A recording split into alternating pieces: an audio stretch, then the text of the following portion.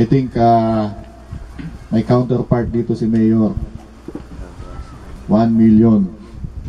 PNP 3.6. Today we are not just breaking ground for a new building.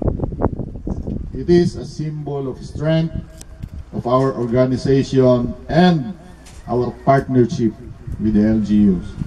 For we believe that peace and order is not the sole responsibility of the police. Ito ay ginagawa at ginagampanan nating lahat. Tayo, kaming mga pulis, kayong mga mamamayan, ay magsama-sama, magtulong-tulong para pangalagaan ang kapayapaan sa kabubuti na rin ng ating pamayanan. The building or renovation of police stations are among the top priorities of our Chief PNP, Police Director General Alan Lamadrid Purisima. This is part of our police integrated transformation program na ito ngayon ang ginagawa ng kapulisan, ang sinasabing performance governance system. Nice kong introduce sa inyo to dahil tayo po bilang isang bansa ay nag-apply ng grant sa Millennium Challenge. Ito yung grupo ng mga business or corporations na nagpapautang. Pero bago ibibigay ng Millennium Challenge yung pautang na yun, nagkaroon ng kondisyon na ang ating gobyerno ay mamili ng 6 na agencies na may malaking impact sa buhay ng mga citizens, ng mga tao. Isa dito ang PNP. Bakit malaki ang impact ng PNP? Dahil naisip nila na kung walang peace and order, walang progreso kasi walang investor na pupunta.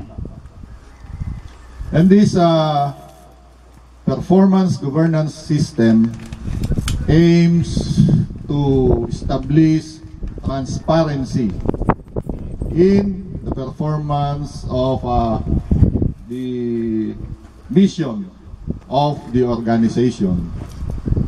Yung 6 na agencies, kasama doon yung I think DPWH.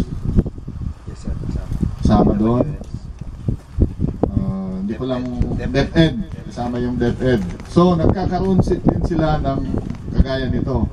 At ang program na paggagawa ng mga police stations ay part ng PGS.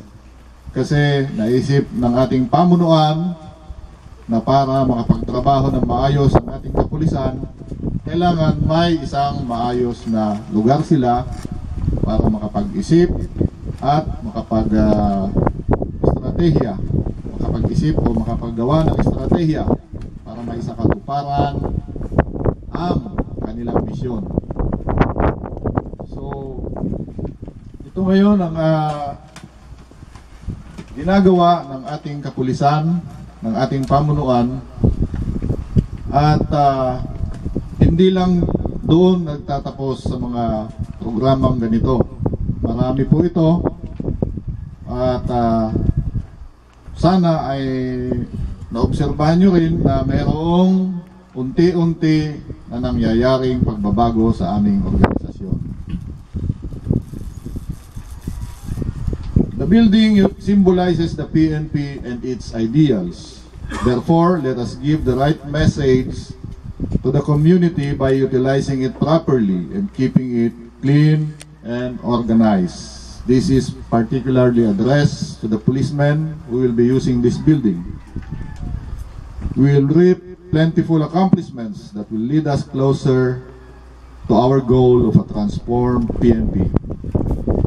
It is in this light that I express my utmost gratitude